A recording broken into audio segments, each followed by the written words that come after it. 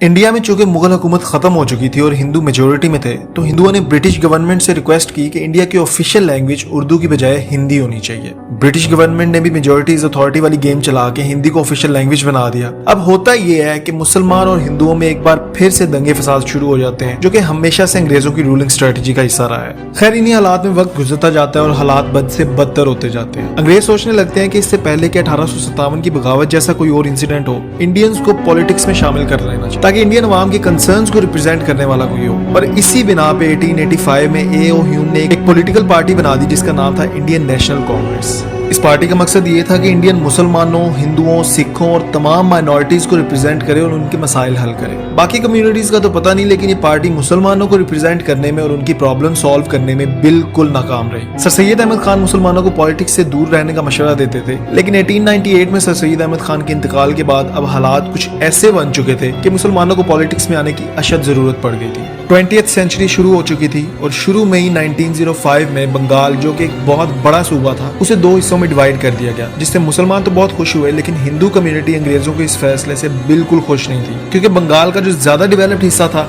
वो मुसलमानों की साइड पे चला गया था। और इसी वजह से गुस्से में आके हिंदुओं ने ब्रिटिश प्रोडक्ट्स का बायकॉट करना शुरू कर दिया और इस मूवमेंट को स्वदेशी मूवमेंट का नाम दिया गया। और नो डाउट अंग्रेजों को इस मूवमेंट से इकोनॉमिकली नुकसान भी उठाना पड़ा था।